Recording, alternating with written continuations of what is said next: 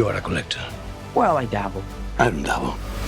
My family has been looking for this fortune for a very long time. I love the hair. I love the hair. The hair is like Thank you. so on point. Thanks so much. Thanks. So I like so to get funky with it. I gotta ask you. I mean, like both of the ladies in this thing seem like they have a problem with trust in this world of like, you know, this Indiana Jones world of trying to find this fortune.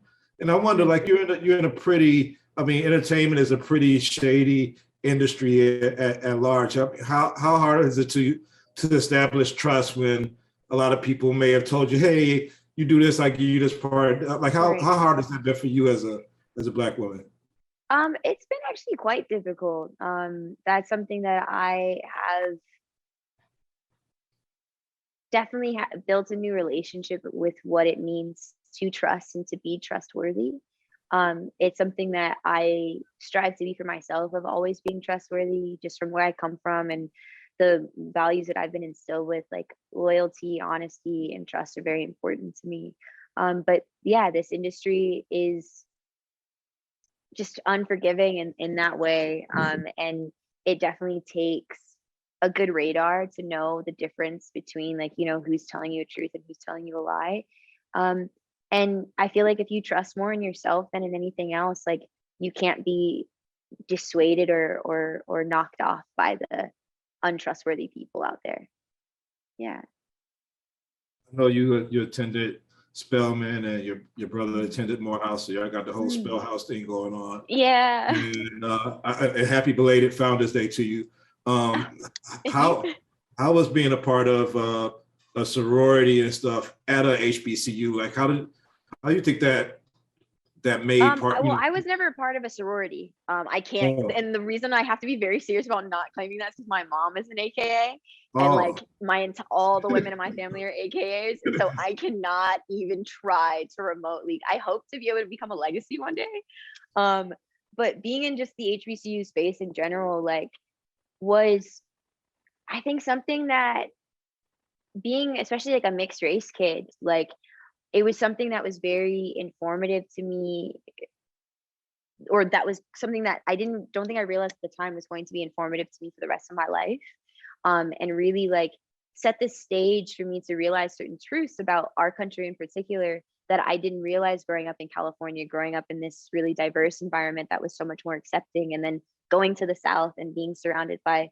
my people. Like,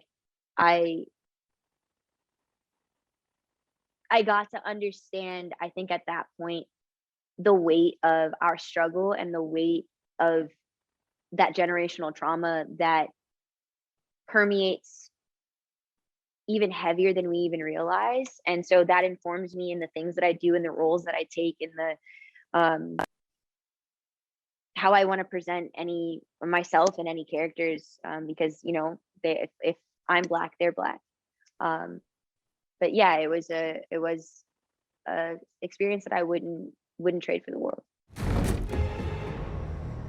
Hey!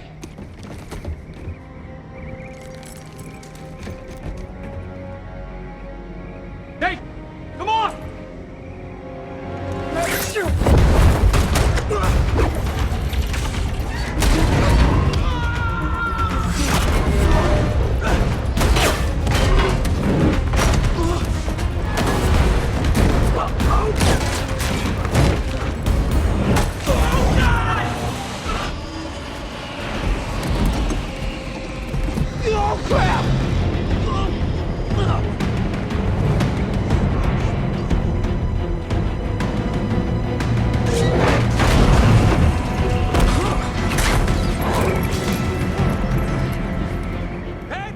About your athletic background. I know that you did karate, but what else did you do in the Bay when growing up? Like what? Because we see a lot of your athleticism come out in some of these stunts and fight scenes, especially with Mark Wahlberg. So tell us a little about that.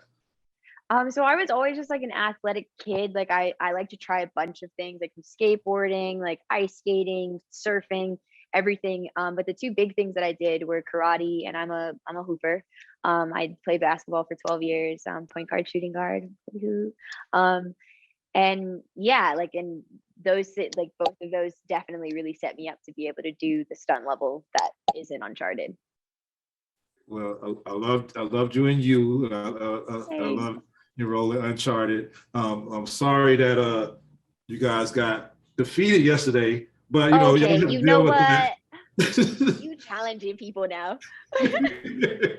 But I'm always cheering for you, and take care. Can't wait to see you in your next role. Thank you, Jamal. It's been a pleasure. Thank you so much.